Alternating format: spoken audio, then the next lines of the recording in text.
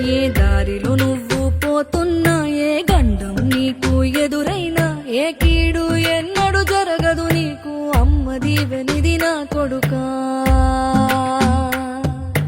ఆకలితో నువ్వు పస్తుంటే నీడొక్కలు ఎండిపోయేరా, చెట్టు చెట్టుకే చెబుతున్నా నీ కడుపు నింపమని నా కొడుకా.